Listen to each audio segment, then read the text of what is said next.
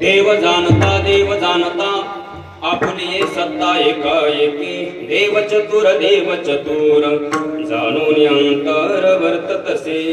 अखिल coat ब्रह्मांड नायक रुक्मिणी प्राण संजीवन जगताधार श्री पांडुरंगरायाच्या असीम अगाध कृपेद्वारा मुक्त कैवल्य तेजोनिधी ज्ञानियांचे राजे साधकांचे मायबाप योग्यांची माऊली असे अनेक विशेषणांनी युक्त असलेले संत श्रेष्ठ श्री अलंकापूर निवासी ज्ञानेश्वर महाराज व अखिल विश्वाच्या परमार्थ उदरामध्ये व्याप्त असलेले संत श्रेष्ठ श्री जगद्गुरु तुकोबारायांचा उत्कृष्ट असा हा 3 चरणांचा आणि देवासंबंधाने अतिशय महत्वाचं चिंतन व्यक्त करणारा अभंग आज या ठिकाणी कीर्तन रूपी सेवेकरिता निवडलेला आहे। या अभंगातून जगद्गुरु तुकोबाराया देवासंबंधाने अतिशय महत्वाची गोष्ट सांगतायत। पण तुकोबारायांचे हे जे सांगणं आहे ना महाराज, हे तुकोबारायांचे सांगणं सर्वांकरिता नाहीये। म्हणजे हा जो अभंग आहे किंवा या अभंगातला हा जो बोध आहे, हा अभंगातला बोध किंवा हा अभंग सर्वांकरिता नाहीये। मग कोणासाठी आहे हा अभंग म्हणा किंवा या अभंगातला बोध कोणासाठी आहे? तर एका विशिष्ट वर्गाला जगद्गुरु तुकोबाराया या अभंगातला बोध सांगतायत। मग कोणाला सांगतायत? तर आपण जर या जगतामध्ये जर बघितलं तर महाराज आपल्याला प्रामुख्याने 3 प्रकारचे लोक नेहमी पाहायला सापडतात। नवे भगवंताने सुद्धा ही सृष्टी निर्माण करत असताना 3 प्रकारचे लोक निर्माण केलेले आहेत किंवा महाराज पण म्हटले ना प्रकाराचे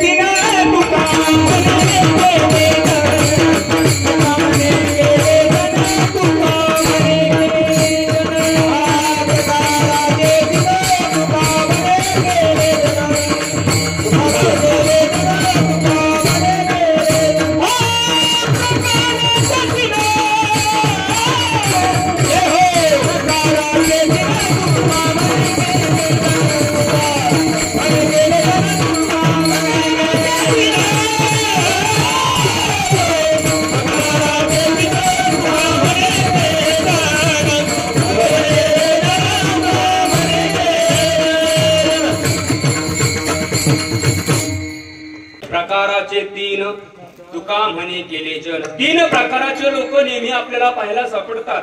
महाराज या जगतामध्ये एक वर्ग असा आहे जो देवाला मानतही नाही आणि देवाला जाणतही नाही। आता हे लक्षपूर्वक ऐका बरं का, मी तुम्हाला विचारणार आहे, कारण कीर्तन म्हणजे काय? वक्ता आणि श्रोता या दोघांमधला संवाद, याचं नाव काय आहे? कीर्तन। मी बोलायचं तुम्ही बोलायचं, आपण सगळ्यांनी मिळून करायचं कीर्तन। कारण हे हा एकल्याचा खेळ आणि म्हणून मेळ जमविला किंवा मिळविला म्हणून तुम्ही बोलायचं। पहिला वर्ग आहे जो देवाला मानतही नाही आणि देवाला जाणतही नाही, हा पहिला वर्ग आहे। दुसरा वर्ग आहे जो देवाला मानतोही आणि देवाला जाणतोही, आणि तिसरा वर्ग आहे जो देवाला मानतो पण तत्वाच्या दृष्टीने त्याने अजून देवाला जाणलेला नाही। असे हे 3ही प्रकार नीट लक्षपूर्वक ऐका। कीर्तन संपल्यानंतर, खिचडी महाप्रसाद घेतल्यानंतर, घरी गेल्यानंतर, अंथरूण टाकल्यानंतर, अंथरुणावर पडल्या आपण आपल्या मनालाच प्रश्न विचारा की या 3ही पैकी आपला नंबर नेमका कोणत्या तेव्हा आहे का नाही? देवाला मानतही नाही आणि देवाला जाणतही नाही, त्यामध्ये आपण आहोत का देवाला मानतोही आणि देवाला जाणतोही? त्यामध्ये आपण आहोत का देवाला मानतो पण तत्वाच्या दृष्टीने तो देव नेमका कसा आहे त्याला आपण अजून जाणलेला नाही, त्यामध्ये आपण आहोत। या 3ही पैकी आपला नंबर नेमका कोणत्यात आहे याचं आपल्याला चिंतन करायचं आहे। विठ्ठल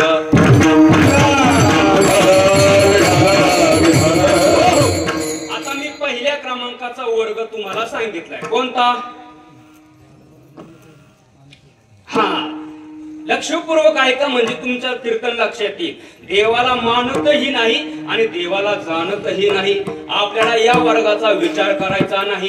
कारण चिंतन असं आहे की आपल्याला आज खऱ्या अर्थाने या चिंतनामध्ये दोघांना टाळायचं आहे आणि विचार मात्र एकाचा करायचा आहे। कारण प्रसंग असा आहे जो देवाला मानतही नाही आणि जाणतही नाही, त्याचा विचार करण्यासाठी आपलं काहीच कारण नाही। बरं त्याचा काय विचार करायचा? ज्याला देवच मानायचा नाही त्याला देव जाण्याची काही गरज आहे काय? नाही। मला सांगा महिला वर्ग, मंगळसूत्र घालण्याची, जोडवे घालण्याची, बांगड्या घालण्याची, कुंकू लावण्याची, ही सगळी सौभाग्याचं लेणं लेण्याची गरज कोणत्या स्त्रीला असते? बोला महिला वर्ग. हा, जिला पती मान्य आहे, जिला पती मानायचा आहे तिला, बरोबर का? अय मसवंडी बोला, बरोबर. हा, पण जिला पतीच मानायचा नाही तिला मंगळसूत्रन, जोडवेन, बांगड्यान हे सौभाग्याचं लेणं लेण्याची काही गरज आहे का बाबा? तसं ज्या नास्तिकाला, त्याला नास्तिक म्हणतात, ज्या नास्तिकाला देव मानायचाच नाही त्याला देव जाणून घ्यायची काहीच गरज नाही ना महाराज, काहीच गरज नाही, कारण तो नास्तिक आहे महाराज. आणि नास्तिक म्हणजे या जगातला सगळ्यात विषारी प्राणी. आता तुम्ही म्हणाल महाराज काय बोलताय राव, सगळ्यात विषारी प्राणी तर कोब्रा किंग आहे. काही म्हणतील महाराज विंचू सुद्धा काही कमी विषारी नाही, कारण त्याने ठणका दिले हो, इत उड्या हाणतो. काही म्हणतील गांधीन माशी सुद्धा काही कमी विषारी, कारण ती चावल्यानंतर 10 दिवस काहीच खाल्लं नाही तर तरी पण डबल ताकद येते, आहे का नाही? तर महाराज यांच्या सगळ्यांपेक्षा सगळ्यात विषारी प्राणी कोण असेल ना तर तो म्हणजे नास्तिक आहे. कारण तुम्ही बघा, विंचवाच्या फक्त नांगीमध्ये विष असते बाबा, सापाच्या फक्त दातात विष असते, विंचवाच्या नांगीत विष असते, गांधीन माशीच्या फक्त तोंडात विष असते, पण नास्तिकाच्या अर्थातच दुर्जनाच्या मात्र सर्वांगात विष असते. सुभाषितकार फार गोड बोलले, वृश्चिकस्य विषम पुच्छे, मक्षिकाया मुखे विषम, तक्षकस्य विषम दंते, सर्वांगे दुर्जनस्य तत्. किंवा महाराज पण म्हटले ना, तुका म्हणे विंचाची नांगी, कैसा दुर्जना सर्वांगे, कैसा दुर्जना सर्वांगे, कैसा दुर्जना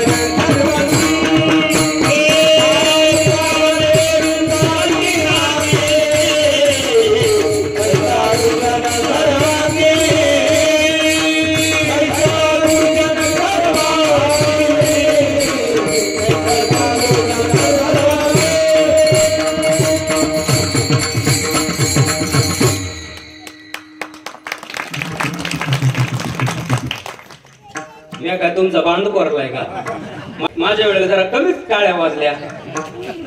तुका म्हणे विंचाची नांगी आणि तैसा दुर्जन सर्वांगी, म्हणजे विंचवाच्या फक्त नांगीमध्ये विष आहे, अरे सापाच्या फक्त दातामध्ये विष आहे, गांधीन माशीच्या फक्त तोंडामध्ये विष आहे, पण नास्तिकाच्या अर्थातच दुर्जनाच्या मात्र सर्वांगात विष आहे. सगळ्यात विषारी प्राणी म्हणजे नास्तिक. आणि नास्तिक नास्तिक म्हणजे नेमकं काय हो? नास्तिक या शब्दाची पुरेपूर व्याख्याच महाराज जवळजवळ अशी आहे की स्वतः नास्तिकपणा करून या जगतामध्ये राहतो, वावरतो, तो नास्तिक नाही. मग स्वतः तर नास्तिक आहेच आहे, पण आपल्या नास्तिकपणामुळे दुसऱ्याचा आस्तिकपणा घालवून त्या आस्तिकाला जो नास्तिक करतो ना त्याला खरा जातीवंत नास्तिक म्हणतात. हो, म्हणजे स्वतः त्याचं कामच एक आहे, काय? आपल्या पॅनलचे सभासद वाढवणे, आपणा सारखे करीती तात्काळ आणि नाही काळ वेळ तया लागी. स्वतः भक्ती करत नाही, दुसरा भक्ती करतो त्यालाही भक्ती करू देत नाही, स्वतः माळ घालत नाही आणि दुसऱ्यांनी घातलेली राहू देत नाही. आता कोरोनाच्या काळामध्ये बाबा त्यांनी बरेच त्यांच्या पॅनलचे सभासद केले महाराज. त्यांनी सांगितलं, अरे तुम्हाला जर जगायचं असेल, वाचायचं असेल तर ती माळ काढून टाका आणि रोज काळी पिशवी जिंदाबाद. आणि त्यांनी सुद्धा काढून टाकल्या महाराज. महाराज सध्या परिस्थिती अशी झाली, तुळशीची माळ म्हणजे काय? तुळशीचे लाकडं आणि कापसाचा धागा, याच्या व्यतिरिक्त माळीकडे बघण्याचा दृष्टिकोन राहिलाच नाही महाराज. पण माळ म्हणजे सामान्य समजू नका महाराज. माळ म्हणजे किती सामर्थ्य असतं माळीमध्ये. तुम्ही बघा, एखाद्या मुलीचं लग्न झाल्यानंतर, साईनाथ महाराज, मुलीचं लग्न झाल्यानंतर ती काय करते? नांदायला येते. पण नांदायला येताना पतीच्या नावाने काय घालते? गळ्यामध्ये मंगळसूत्र घालते. त्याच्या नावाने काय लावते? कुंकू लावते. आणि एकदा त्याचं काय करते? नाव घेते. आणि एकदा तिने सगळ्या लोकांमध्ये त्याचं एकदा नाव घेतलं की सगळी जबाबदारी तिची कोण घेतो? पती घेतो. त्याप्रमाणे आपली सुद्धा जबाबदारी घेणारा कोणीतरी आहे. ही माळ म्हणजे त्याच्या नावाचं मंगळसूत्र आहे. बुक्का किंवा गोपीचंद त्याच्या नावाचं लेणं आहे आणि एकदा त्याचं नाव घेतलं का आयुष्यभराची जबाबदारी तो परमात्मा घेतो. तुझी चिंता त्याची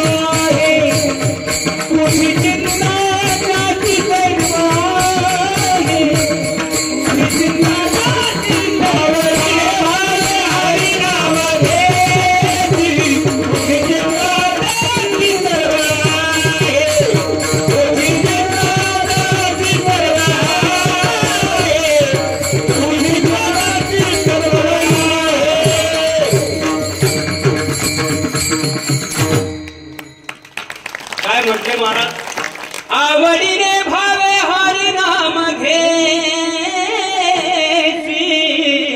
तुझी चिंता त्यासी सर्व आहे. आपली सर्वस्वी चिंता तो करतोय. आपल्याला चिंता करायची गरज नाही पण आपला विश्वास नाही. चला मला सांगायचं काय आहे की माळीबद्दल आपला सगळ्यांचा फार मोठा गैरसमज झालेला आहे. कोरोनाच्या काळामध्ये लय लोकांनी माळी काढल्या बाबा. बरं मला सांगा बाबा माळी काढल्यानंतर हे जगणार आहे का? अहो ललाटीचे लिहिले येणमुळे काही केले काळे गोरे पण धुतले फिटवलेले हे जर आपल्या प्रारब्धामध्ये लिहिलेलंच आहे. एक ना एक क्षण आपल्या जीवनामधला लिहिलेला आहे. जसं कारण सटवे आपल्या कपाळावर लिहिते. कधी लिहिते? पाचच्या दिवशी.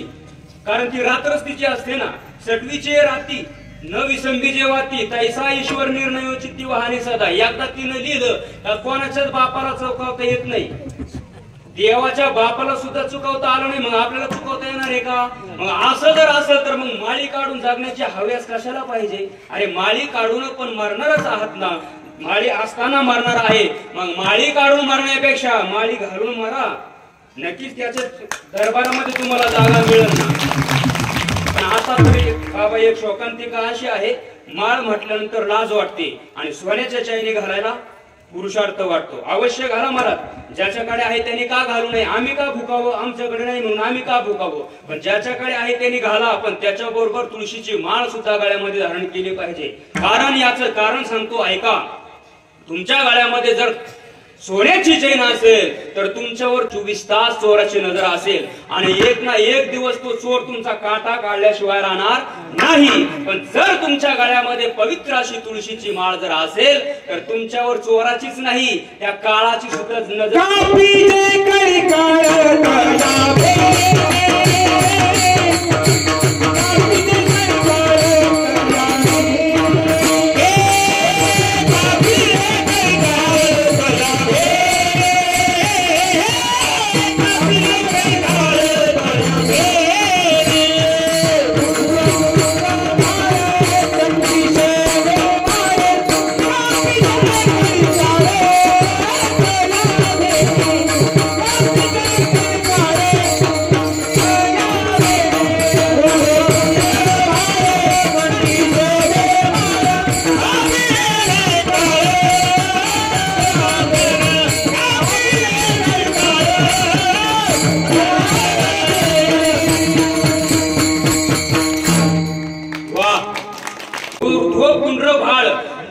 कंठी शोभी माळ आणि कापे कळी काळ.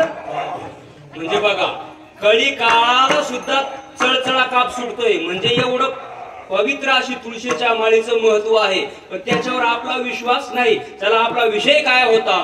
स्वतः माळ घालत नाही दुसऱ्याची घातलेली राहू देत नाही. तेव्हा माऊली महावैष्णव ज्ञानोबारांनी या नास्तिकांबद्दल बरेच उदाहरण वापरले. ज्ञानोबारा म्हणतात एखाद्या पर्वतावरून किंवा डोंगरावरून एखादा दगड निसटतो महाराज. तो निसटल्यानंतर आहे असा खाली येतो का बाबा? मग तो काय करतो? आपल्या बरोबर दुसऱ्याला घेऊन येतो. असे बरेच दगड आहेत. असे बरेच दगड आहेत की ते स्वतः वरती जात नाही आणि गेले तरी पण दुसऱ्याला वरती येऊ देत नाही. आणि जर एखादा येत असेल तर त्याचे तंगडे छाटल्याशिवाय राहत नाही. पण एक लक्षात ठेवा महाराज नाही ना तुम्हाला तुमच्या जीवनामध्ये कोणाचं चांगलं करता आलं, नका चांगलं करू, पण दुसऱ्याचं वाईट करण्याचा प्रयत्न मात्र चुकूनही करू नका. भला किसी का कर ना सके तो बुरा किसी का मत करना, फूल नहीं बन सकते तो तुम काटे बनकर मत रहना. अरे नाही दुसऱ्याचं चांगलं करता आलं तर नका करू, पण दुसऱ्याचं वाईट करण्याचा प्रयत्न करू नका.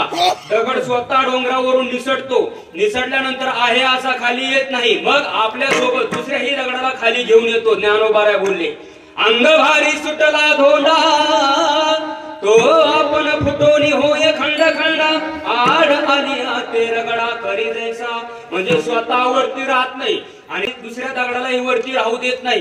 किंवा ज्ञानोबारांचं दुसरं उदाहरण आहे, माशी आपण येते गिळवी आणि परी पुढीला वांती शिणवी. एखादा ग्रस्त जेवायला बसला, जेवणाबरोबर एखादी माशी जर त्याच्या पोटामध्ये गेली तर बघा बाबा ती माशी पोटामध्ये राहते का? नाही. बरं तिने कुठेतरी एखाद्या सांधी कोपऱ्याला मुक्काम केला पाहिजे की नाही?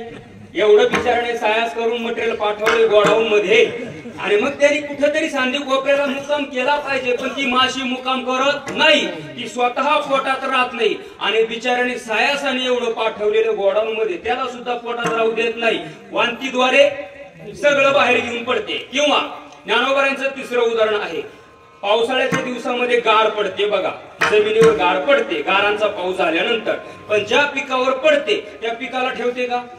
बरं ती तरी राहते का? तसा हा नास्तिक स्वतः भक्ती करत नाही, दुसरा भक्ती करतो त्यालाही भक्ती करू देत नाही. किंवा 3 प्रकार नेहमी सांगितले जातात. कोणते कोणते? पहिला आहे कापूर बुद्धीचा. कापूर बुद्धीचा म्हणजे कापुराला काडी लावल्यानंतर तो 2 तासाने पेट घेतो. बरोबर महिला वर्ग? मणक्याच हलवतात. कापुराला काडी लावल्यानंतर 2 तासाने पेट घेतो का? ताई जसा वापी झाली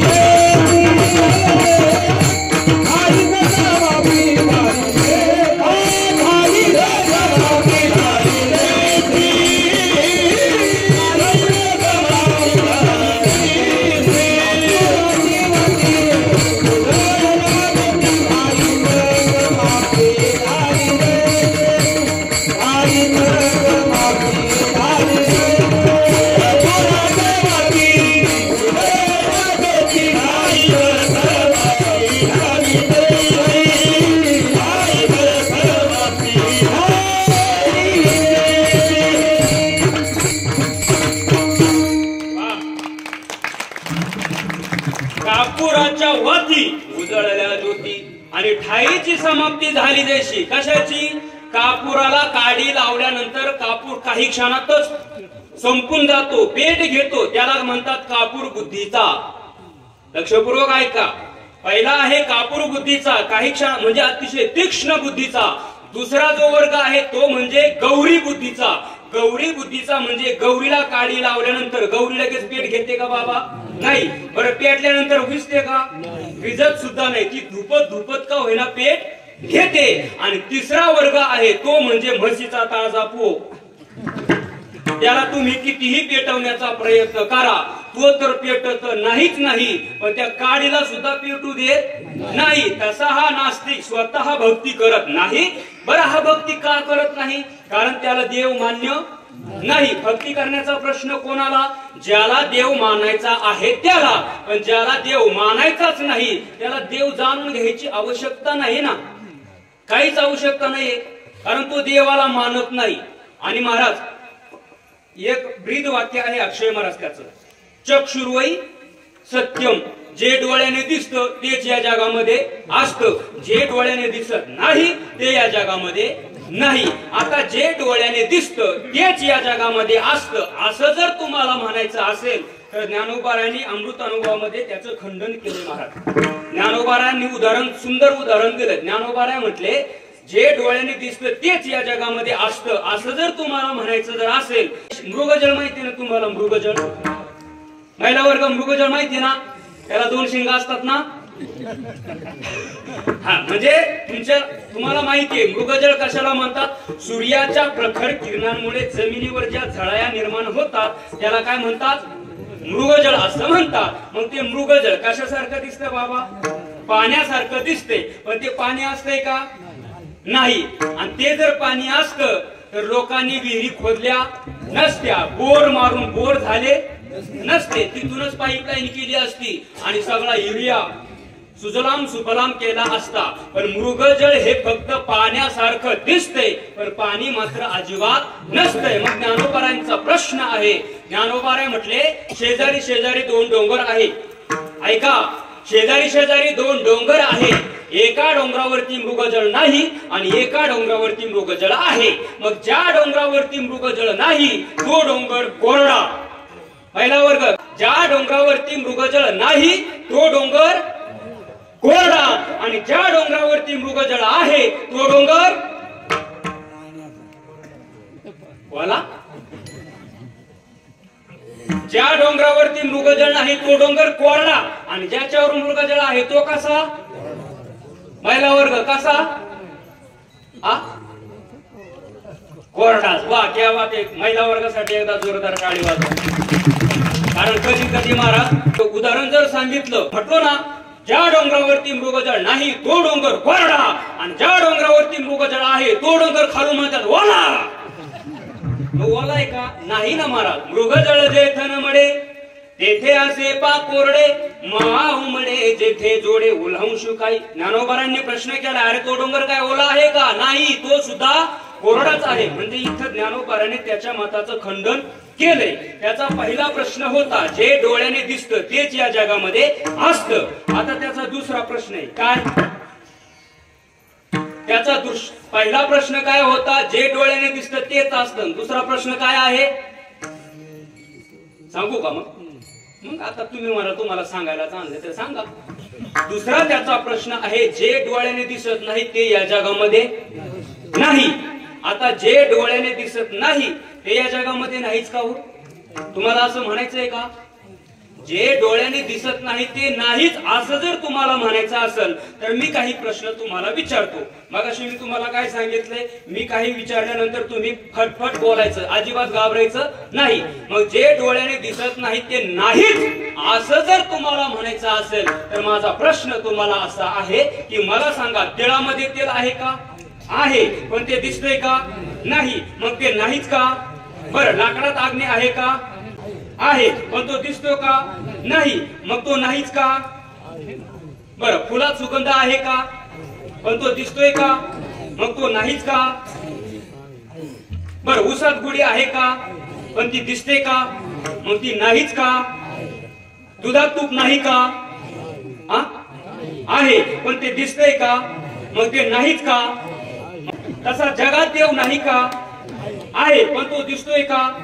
मग तो नाहीच का? मग पाहायचा आहे का? आणलाय खिशात घालून.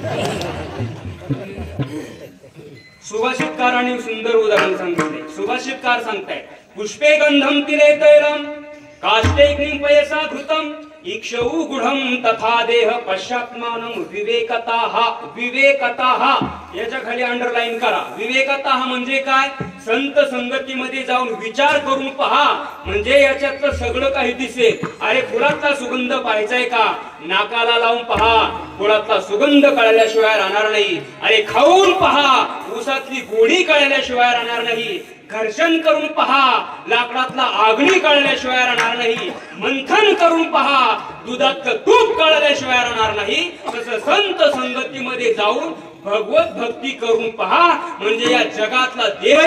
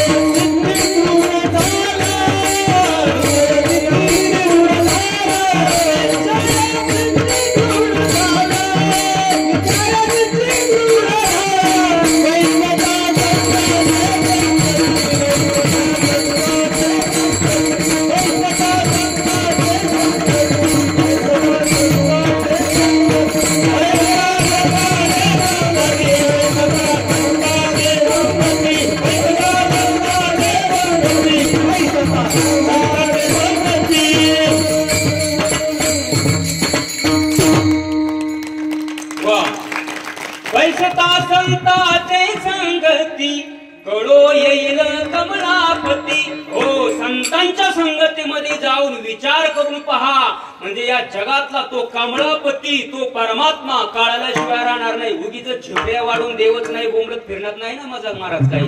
अरे देवात बरं देव ही दिसण्याची गोष्ट आहे का बाबा? देव दिसण्याची गोष्ट आहे का? आणि त्याला पाहायचं असेल तर एवढ्या सहजासहजी तो दिसेल का? अरे हजार हजार वर्ष तपश्चर्या करणारे ते साधू मुनी आजही बघा हिमालयामध्ये जाऊन बघा, स्वतःला उलट टांगून घेतात, साधना करतायत, तपश्चर्या करतायत, त्यांच्या स्वप्नात येईना.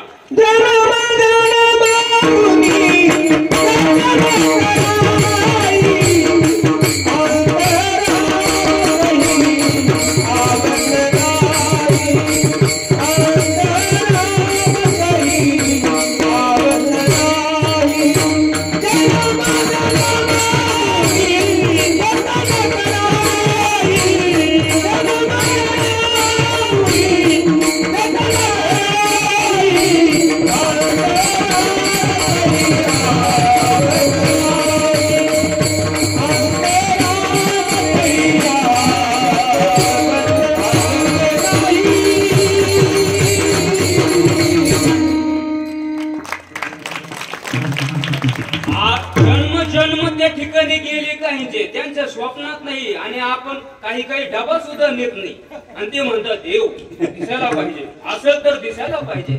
अरे देव हे म्हणजे चर्मचक्षुने दिसायची गोष्ट नाही, त्याला अंतरंगामध्ये पाहण्याची गोष्ट आहे महाराज. म्हणून तो देव आहे. बरं तो कुठे नाही हो? विठ्ठल 40 तळी भरला ठाव नाही उरला. आज म्या दृष्टीने पाहिला विठ्ठलची विठ्ठल देव नटला नाना परी, देव नटला नाना परी, बरोने उरला चराचरी. अरे तो कुठे नाहीये? अरे त्या गवळणी तर म्हटल्या का पगडारू देखे अनेरा, आणि देखे तो सब वहीने घेरा. तो कुठे नाही हो? सगळीकडे आहे, सर्वत्र.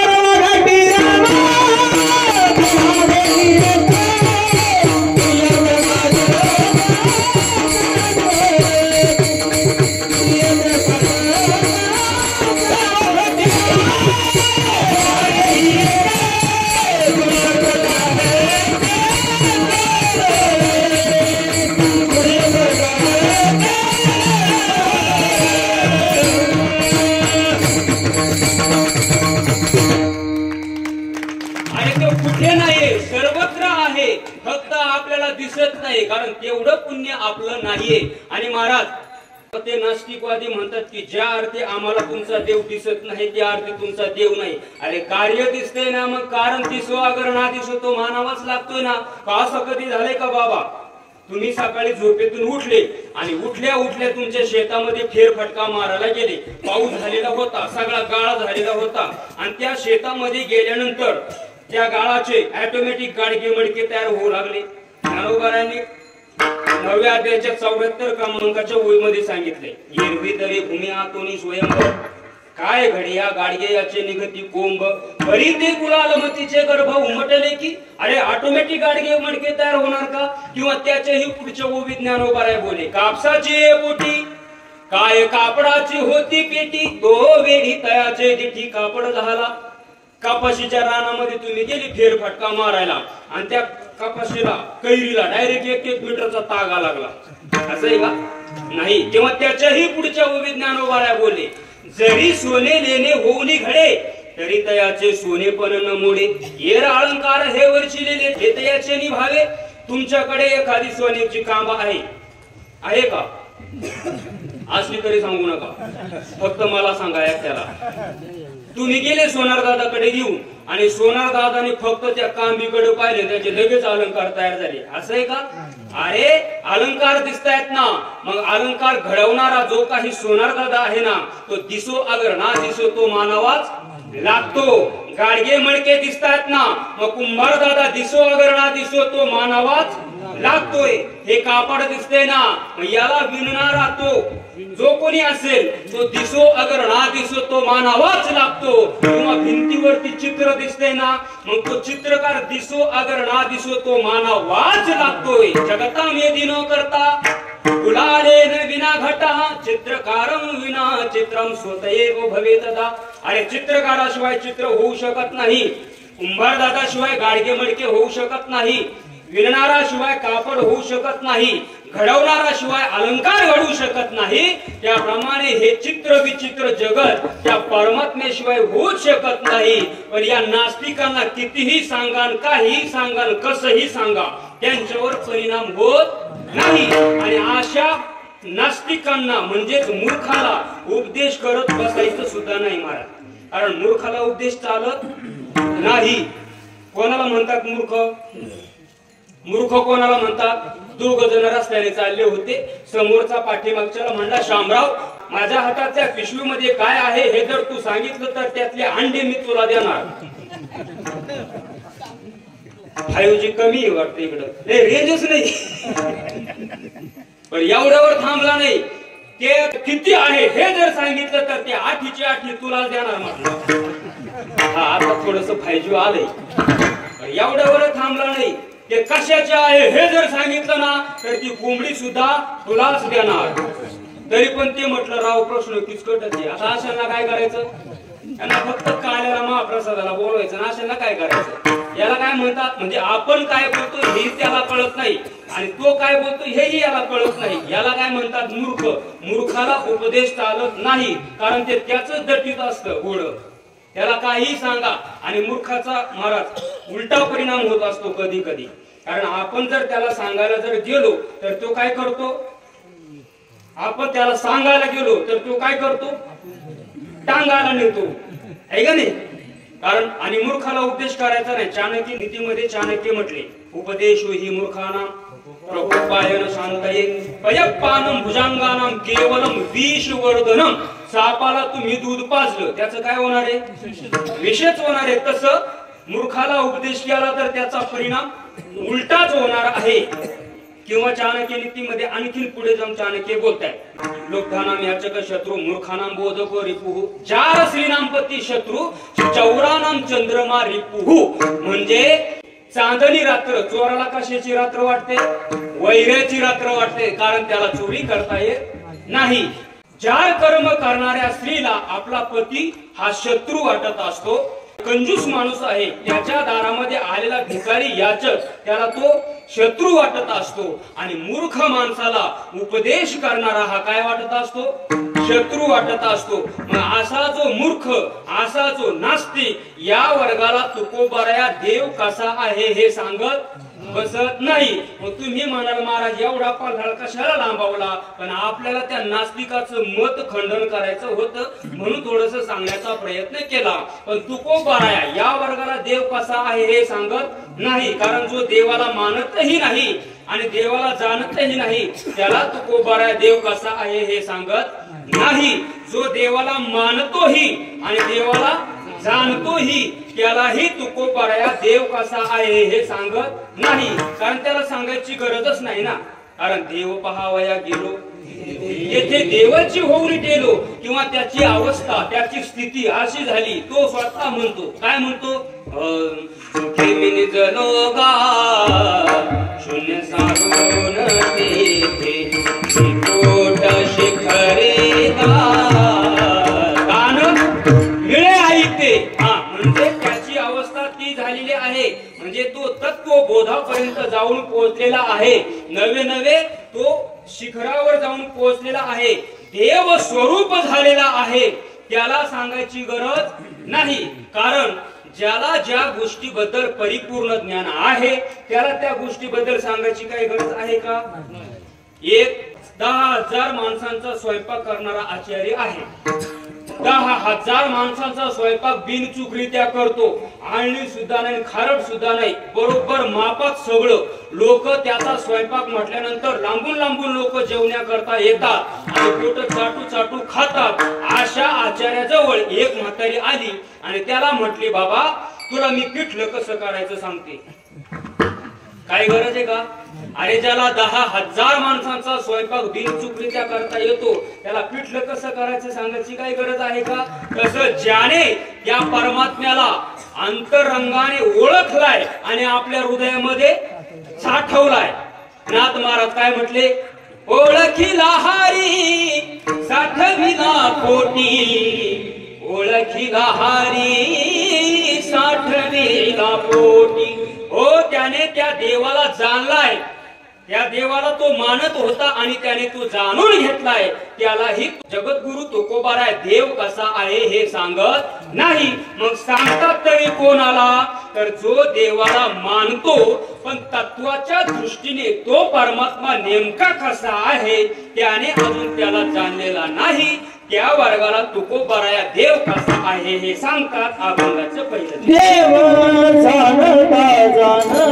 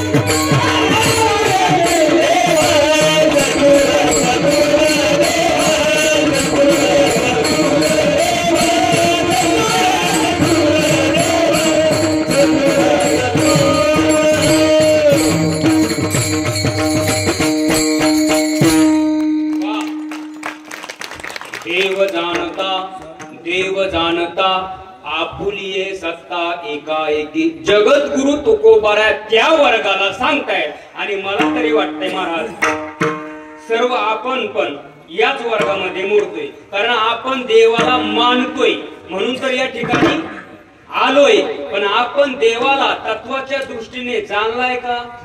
कारण तुमचा आमचा सगळ्यांचाच देवाच्या बाबतीत फार मोठा गैरसमज झालाय महाराज. काय गैरसमज झालाय? कारण गैरसमज म्हणजे नेमका काय, तर जसा देव आहे तसा न समजणे आणि जसा नाही तसा समजून बसणे, इसको कहते हैं गैरसमज. कारण देव आपण कसा मानलाय? संकोचित स्वरूपाचा, मूर्ती पुरता, मंदिरा पुरता, बस. याच्या व्यतिरिक्त आपण देवाला मानतोय का? आता देव काय फक्त मूर्ती पुरताच आहे का?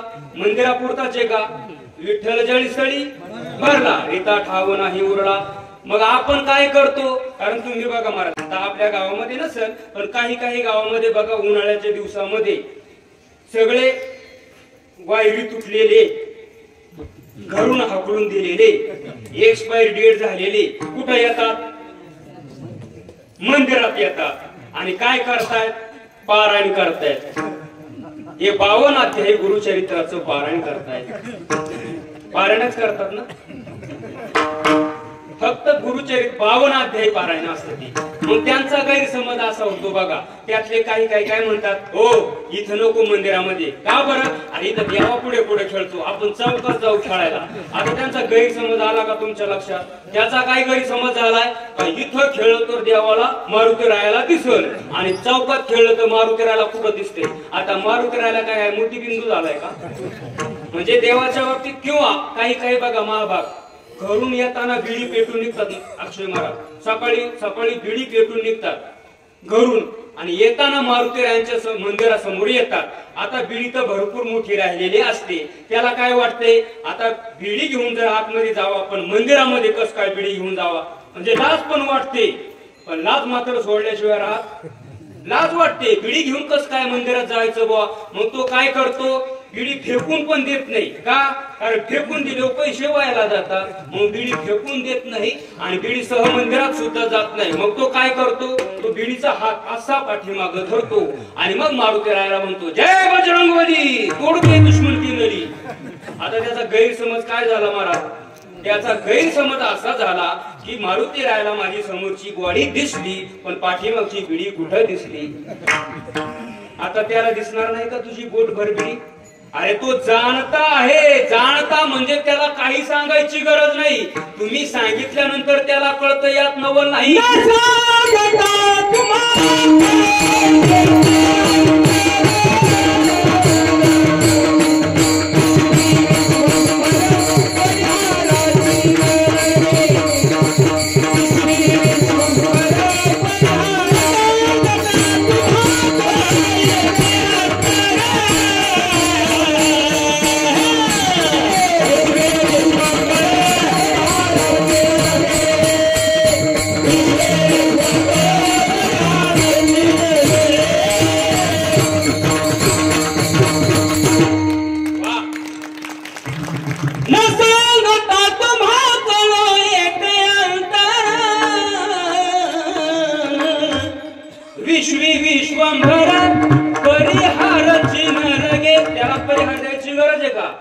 त्याला सगळं काही कळतंय, त्याला परिहार द्यायची गरज नाही. अरे तुम्ही सांगितल्यानंतर त्याला कळेल यात नवल नाही, पण त्याला न सांगता सगळं काही कळतंय. कारण तो देव जाणता आहे आणि संपूर्ण विश्वावर त्याचीच सत्ता आहे.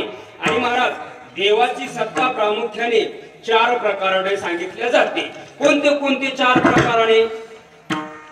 वेदांवर कोणाची सत्ता असेल ना तर त्याच मूळ परब्रह्म तत्व परमात्म्याची सत्ता आहे. बर, सर्व देवांवर कोणाची सत्ता असेल तर त्याच मूळ परब्रह्म तत्व परमात्म्याची सत्ता आहे.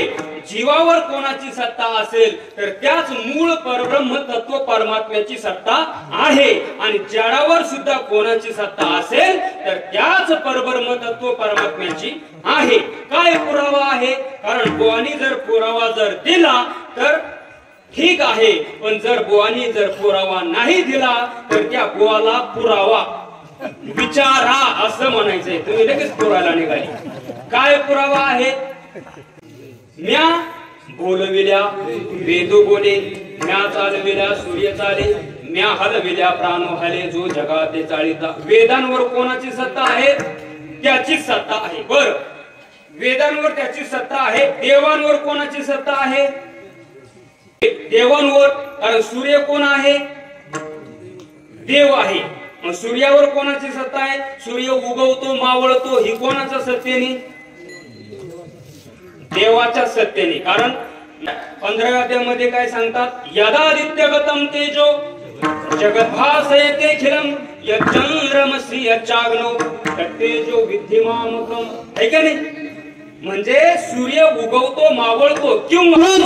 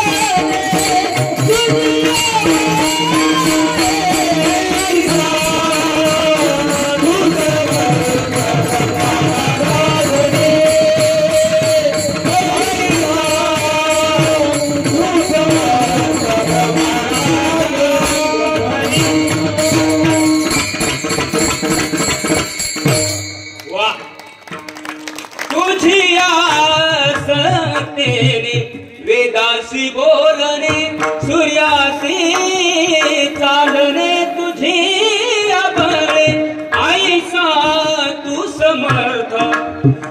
कोणाचा धनी? तांबडे महाराजाचा. कोणाचा धनी? महिला वर्ग. कोणाचा धनी? ब्रह्मांडाचा. ब्रह्मांड म्हणजे काय माहितीये का तुम्हाला? ब्रह्मांड ब्रह्मांड कोंबडीचं अंड नाही. ब्रह्मांड कशाला म्हणतात ब्रह्मांड? आता ब्रह्मांडाची सोपी व्याख्या सांगतो. आपल्यावरती 7 लोक आहे बाबा, त्याला सप्त स्वर्ग असं म्हणतात. आणि आपल्या खाली 7 लोक आहेत, त्याला काय म्हणतात? सप्त पाताळ. आणि वरचे 7 आणि खालचे 7, 7 दुने 14 आणि हा मृत्यूलोक 15. या 15 मिळून काय होतो? ब्रह्मांड. आता वरचे 7 कोणते कोणते फक्त नावं सांगतो. स्वर्लोक, भूलोक, मरलोक, जनलोक, सत्यलोक, तपलोक, स्वर्गलोक. किती झाले महिला वर्ग? हे म्हणा कोणी मोजले? बरं सांगू का? स्वर्लोक, भूलोक, महलोक, जनलोक, सत्यलोक, तपलोक, स्वर्गलोक. आता नक्की कोणते कोणते होऊन जाऊ द्या. हे वरचे 7 आणि खालचे 7. खालचे 7 चे नाव सांगतो. आतळ, वितळ, सुतळ, तळतळ, रसतळ, महातळ, पाताळ. किती झाले? हा 7 दुने 14 हा मृत्यूलोक. या सगळ्यां मिळून काय होतो? एक ब्रह्मांड. आणि असे अनंत ब्रह्मांड आहे. आणि या सगळ्या ब्रह्मांडाचा धनी कोण आहे? तो परमात्मा आहे. म्हणजे त्या सगळ्यांवर सत्ता कोणाची असेल तर त्याच मूळ पर ब्रह्म तत्व परमात्म्याची सत्ता आहे. म्हणजे वेदांवर त्याची सत्ता आहे, सर्व देवांवर सुद्धा त्याचीच सत्ता आहे. कारण यदादित्य गतम तेजो जगत भासयते. यदादित्य, आदित्य म्हणजे कोण? सूर्य. सूर्य मावळतो, उगवतो कोणाच्या सत्तेने? त्याच्या सत्तेने. यदादित्य गतम तेजो जगत भासयते खिलम. यचंद्र म्हणजे कोण? चंद्राची शीतलता कोणाची आहे? बरं, यच्चाग्नौ अग्नीची दहाकता कोणाची आहे? अर्जुना. ही सगळी माझीच सत्ता आहे. कारण म्या बोलविल्या, म्या चालविल्या आणि म्या हलविल्या, हे सगळं काही माझ्या सत्तेने होते. म्हणजे देवांवर सत्ता त्याचीच आहे, वेदांवर सत्ता त्याचीच आहे आणि जीवावर सत्ता कोणाची आहे? महाराजांनी प्रश्न केला ना, चाले हे शरीर कोणाची सत्ते, कोण बोलविते हरवीन, देखवी ऐकवी एक नारायण.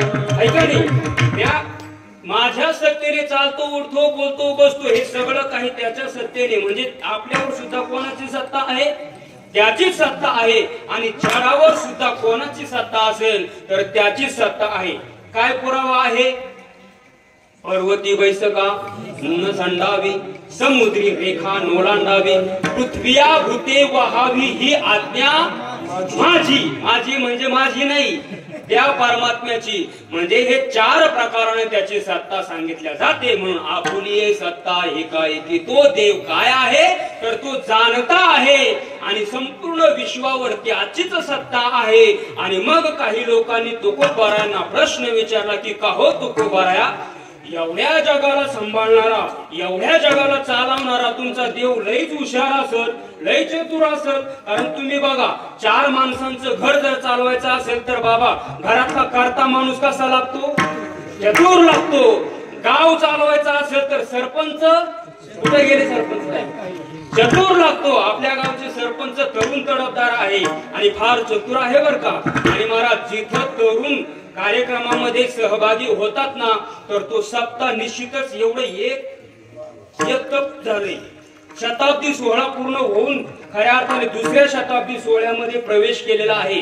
आणि हे श्रेय सगळं काय आहे? तुमच्या सर्व वयोवृद्ध, तपवृद्ध, ज्ञानवृद्ध सर्वांनी त्या ठिकाणी या तरुण मंडळींच्या पाठीवर शाबासकीची थाप किंवा हो भागवत धर्माची पताका त्यांच्या खांद्यावर दिलेली आहे. म्हणून तर एवढेसे रोप लाविलेद्वारे त्याचा वेलो गेला गगनावरी. चला, मला सांगायचं काय आहे की गाव चालवायचा असेल तर सरपंच चतुर लागतो, तालुका चालवायचा असेल तर आमदार चतुर लागतो, जिल्हा चालवायचा असेल तर खासदार चतुर लागतो, महाराष्ट्र चालवायचा असेल तर मुख्यमंत्री चतुर लागतो, देश चालवायचा असेल तर पंतप्रधान चतुर लागतो. आणि तो जग चालवायचा असेल तर तो त्या जगताचा करता करविता तो परमात्मा कसा पाहिजे? चतुर पाहिजे. मग तुमचा देव एवढा चतुर आहे का? महाराज म्हणतात तोच तर एकमेव चतुर आहे.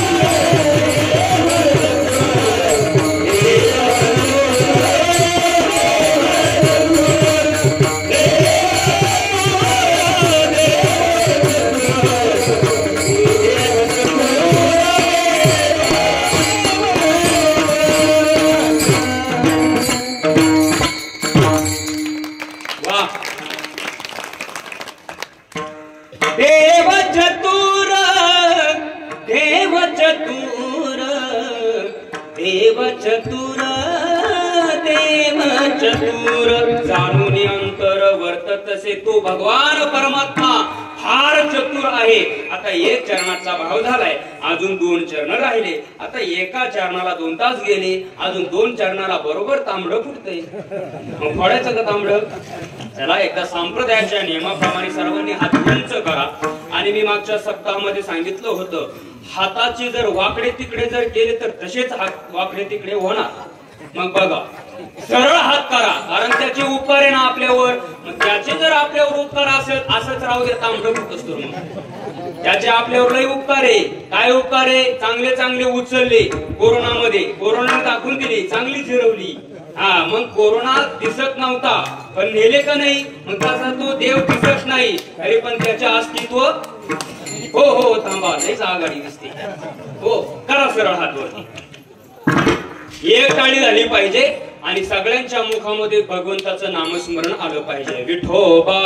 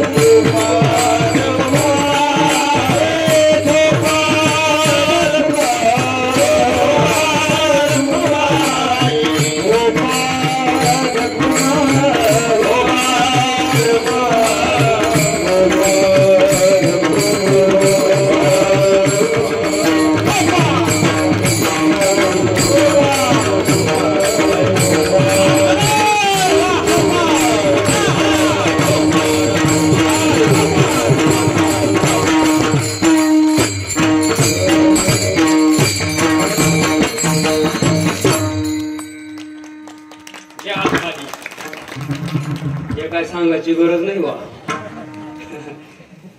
देव जाणता आपुली सत्ता एकाएकी. देव चतुर जाणून अंतर वर्ततसे. जगद्गुरु तुकोबाराय म्हणतायत की तो भगवान परमात्मा फार चतुर आहे. आणि महाराज, भगवंताच्या चतुराईमध्ये सापेक्षता भाव आढळत नाही. तुमच्या आमच्या चतुराईमध्ये सापेक्षता भाव आढळतोय. कारण तुमच्या आमच्या मध्ये बघा बाबा, त्याच्यापेक्षा तो चतुर. एखादा जर चतुर असेल तर तो म्हणतो, अरे तो त्याला काय घेऊन बसला, त्याचा बाप दुसरा चतुर. म्हणजे माणसामध्ये त्याच्यापेक्षा तो चतुर, त्याच्यापेक्षा म्हणजे अनेकापेक्षा अनेक चतुर माणसामध्ये असतात. आणि किती चतुर असतात? काय झालं बाबा, आपल्या भारतातला एक जण अमेरिकेला गेला. आता अमेरिका म्हणजे अतिशय श्रीमंत असलेला देश आहे बाबा. आता अमेरिकेमध्ये आपल्यासारखे चप्पल वगैरे वापरत नाही कोणी, तिथं फक्त शूज म्हणजे बूट वापरताय. मग आपला तिथं गेला. आता त्या चौकामध्ये, त्या अमेरिकेच्या प्रत्येक चौकामध्ये त्यांनी बूट पॉलिशची मशीन बसवलेली. कारण काही काळापूर्वी बघा, आपल्या ते कॉइन बॉक्स किंवा ते टेलिफोन, एक काय म्हणतात त्याला, फोन जर एसटीडी फोन जर करायचा असेल तर चौकामध्ये एसटीडी बसवलेली होती.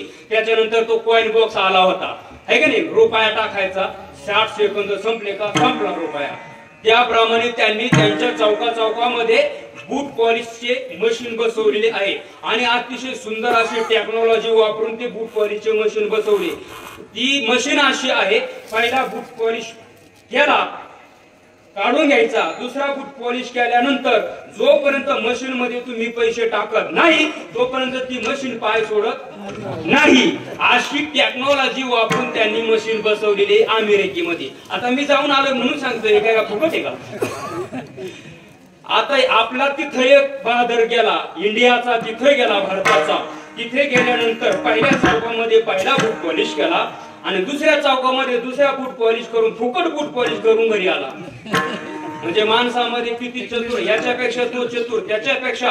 किंवा आणखी एक सांगतो, फक्त गैरसमज करून घेऊ नका. माणसामध्ये किती चतुर असतात याच्यासाठी सांगतोय. कारण कीर्तन म्हणजे काय, रेडीमेड कापडाचं दुकान म्हणजे कीर्तन असते बाबा. कारण एखाद्याला जर ते फिट बसलं, त्याने असं म्हणायचं नाही की माझ्याच मापाचे कपडे शिवून आणले. तर हे कीर्तन तसंच आहे, रेडीमेड कापडाचं दुकान आहे. काय झालं, आपल्या भारताचे 10 कॅबिनेट मंत्री परदेशाच्या दौऱ्यावर गेले अमेरिकेला. आता तिथे गेल्यानंतर अमेरिका म्हणजे अतिशय श्रीमंत असलेला देश. मग त्यांनी काय केलं, त्या मंत्र्यांना सगळ्यांना खुर्च्या वगैरे टेबल वगैरे मांडले. आपले तिथे गेले, गेस्ट हाऊसला गेले, फ्रेश झाले आणि त्या खुर्च्यांवरती बसले. आता त्यांना काहीतरी पोहे करायचे, नाश्ता बनवायचा म्हणून पोह्यांचा नाश्ता बनवला. सगळे पदार्थ टाकून पोह्यांचा नाश्ता बनवला आणि त्यांच्या समोर ते डिश ठेवले. पण डिश काय आपल्यासारखे स्टीलचे नाही. मग श्रीमंत देश आहे, तिथं काय कमी आहे, चांदीचा डिश आणि चमचा सोन्याचा. कारण श्रीमंत देश ना, काहीच कमी नाही. आणि ती चांदीचा डिश आणि सोन्याचा चमचा वापरून प्रत्येकाच्या समोर ते डिश ठेवले. आणि मग आपल्यातल्या एकाने तो चमचा पाहिला आणि मग तो शेजारच्याला चिमटा घेऊन म्हटला, शामराव चमचा सोन्याचा दिसतोय. तो म्हटला, गप खाय. कारण आपल्या भारत देशाचं केलं वाटोळं, दिसल ते खाऊन केलं भ्रष्टाचार करून वाटोळं. कारण दिसल ते खायला ते काय आपला भारत देश नाहीये. कारण आपल्या भारत देशामध्ये खडी खाय, डांबर खाय, सिमेंट खाय, अजून हे सगळं खाऊन खाऊन भ्रष्टाचार करून चारा खाय आणि मग जेलची हवा खाय. कोण चारा खाऊन कोण गेला जेलमध्ये, लालू. चला आपल्याला तिकडे जायचं नाही. म्हणजे आपल्या भारत देशाचं केलं भ्रष्टाचार करून वाटलं आणि इथं असं काही करू नको, आपल्या देशाचं नाव बदनाम करू नको. पण त्याला सवय लागली होती, पडिले वळण इंद्रिया सकळ आहे का नाही, सरळ करिता नाही श्वानाचे ते पुच्छ आणि खापरापरीचं काय करी, अशी त्याला सवय लागलेली होती. तो म्हटला, नाही राव, एखादा एवढा चमचा जर नेला तर आपला गृहमंत्री फार खुश होईल. कारण गृहमंत्र्याला ते लय आवडते ना. महिला वर्ग, सोनं आवडतं का, आवडतं का नाही, त्या काढून चला मी जातो घेऊन सगळं. त्यांना जेवढं सोनं आवडतं तेवढं कोणालाच आवडत नाही. त्याने विचार केला, एवढा चमचा नेला तर आपला गृहमंत्री खुश होईल. पण ते हुशार होतं, हसवले हसवले हसवले आणि फसवले. ते विनोदी होतं. सगळे आयो आयो बाबू बाबू खरंच तर पोट धरू धरू हसले.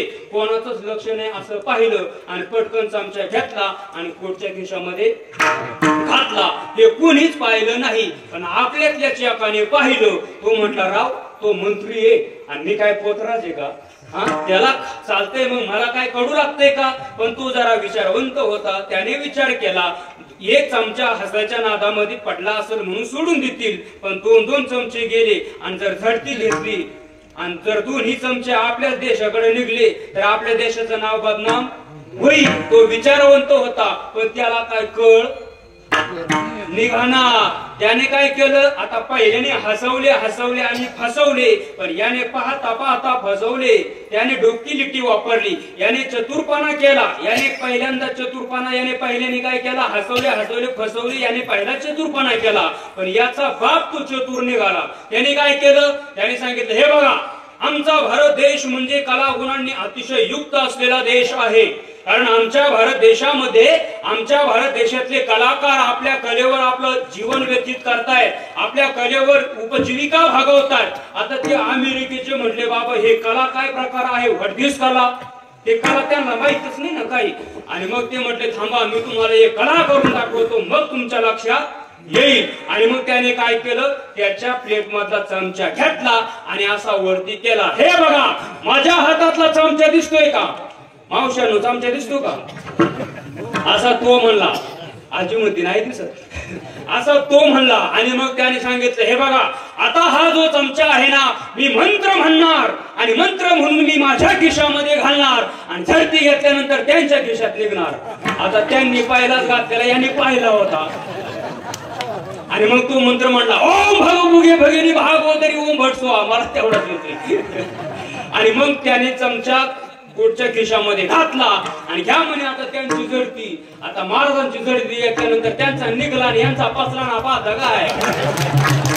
ते माणसामध्ये त्याच्यापेक्षा तो चतुर, त्याच्यापेक्षा तो चतुर. पण देवाच्या बाबतीत त्याच्यापेक्षा चतुर कोणी नाहीये. कारण तो सगळ्या चतुरांचा बाप आहे. चतुरा तू शिरोमणी, चतुरा तू शिरोमणी,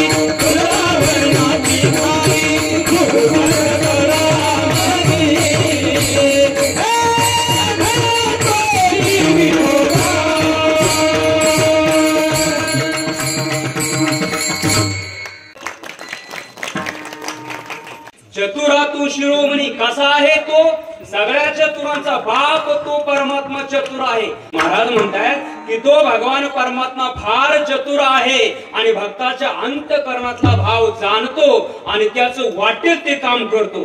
मग स्वतः कोण आहे याचा विचार तो करत नाही. अरे स्वतः द्वारकेचा राजा आहे याचा विसर पाडतो आणि आमच्या सेना महाराजांच्या जागेवर दुसऱ्या राज्याची हजामत करायला जातो. अरे स्वतः द्वारकेचा राजा आहे याचा विसर पाडतो आणि अर्जुनाची गोळी धुण्याचं काम करतो. अरे स्वतः द्वारकेचा राजा आहे याचा विसर पाडतो. आमच्या शांती ब्रह्म एकनाथ महाराजांच्या घरी 10 नाही 20 नाही 30 नाही तर तब्बल 36 वर्ष एका श्रीखंड्या नावाच्या गड्याच्या रूपाने वाटेल ते काम करतो. अरे स्वतः द्वारकेचा राजा आहे याचा विसर पाडतो आणि आमच्या चोखोबारांच्या पत्नीचं बाळंतपण करतो. एवढा तो परमात्मा नीच काम करतो. कशासाठी? जाणून अंतर वर्तत असे. आणि मग विचारलं महाराज तो भगवान परमात्मा सगळं जग चालवतोय, सगळं सृष्टी चालवणारा तो परमात्मा चतुर असेल, एवढा तो जर चतुर असेल तर लय गर्वामध्ये असेल. महाराज म्हणताय तो भगवान परमात्मा सगळं जग चालवतोय पण तो जो काही हे जग चालवणारा मी चालवतो हा जो मी आहे ना तो मी त्याला अजिबात शिवत नाही. कारण तो या जगाच्या पाठीवर सगळ्यांपेक्षा फार कसा आहे? देव निराळा,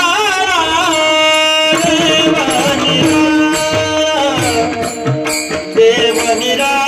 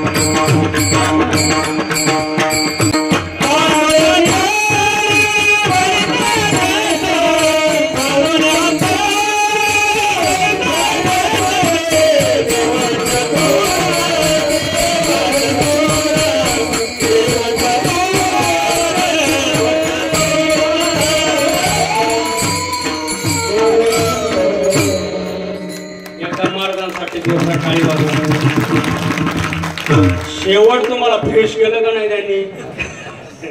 देव निराळा, देव निराळा आणि आलिप्त विटाळा तुका म्हणे. म्हणजे एवढं संपूर्ण विश्व चालवणारा तो परमात्मा आहे पण मी चालवतो असा जो काही मी आहे ना त्या मीचा तो विटाळ मानतो. देव निराळा असा तो फार वेगळा आहे, निराळा आहे. देव निराळा, देव निराळा आलिप्त विटाळा तुका म्हणे. देव चतुर जाणून अंतर वर्ततसे.